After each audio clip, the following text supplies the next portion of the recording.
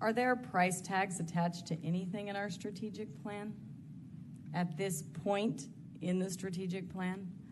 Mr. Mayor, Vice Mayor Barrett, no, there are no price tags. Okay, thank you.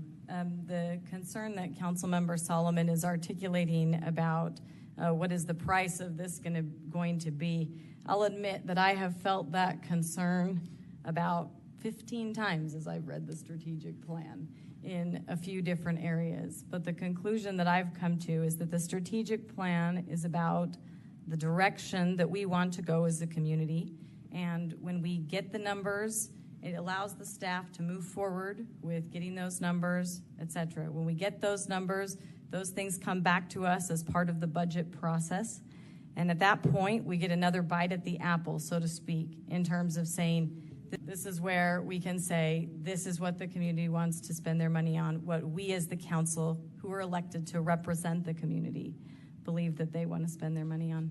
And so in terms of specifying a dollar amount, I think it would be wildly inappropriate to do that at this one particular point in the strategic plan when that's not being done at any other point in the strategic plan. And secondly, I mean, when was the last time a new Oro Valley playground was built? Riverfront Park, right? How many years ago was that? Vice Mayor, it was approximately 18 years ago.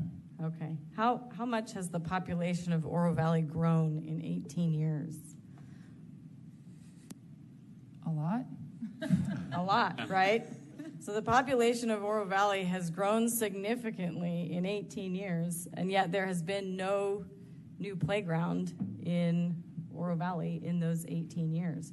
One of the concerns that I had during the strategic plan and in approving the recreational needs assessment in general was this exact point. I articulated to Patrick Ibarra in my interview with him prior to the strategic plan that I worried about getting bogged down into analysis and analysis and analysis that went on and on and on for years and years and years, such that we were never able to act on what were clearly things that the community needed and were long in need of.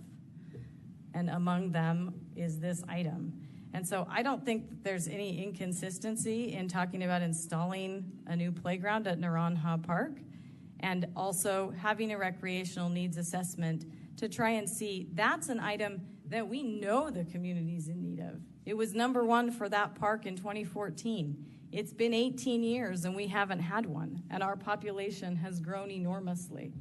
That's something we know as representatives of our community. It was even acknowledged by this council. I watched that budget meeting, and for as many times as I've seen people say, not to say that I'm not against the playground, fiscal responsibility and you need to pay suddenly kicks in when we're talking about a playground.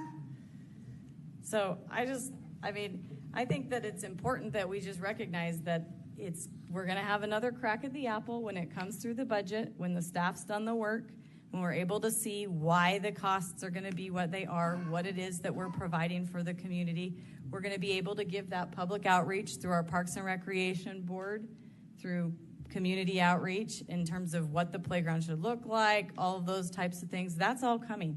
Having it in the strategic plan is just the same as everything else in the strategic plan. It doesn't have that price tag attached to it.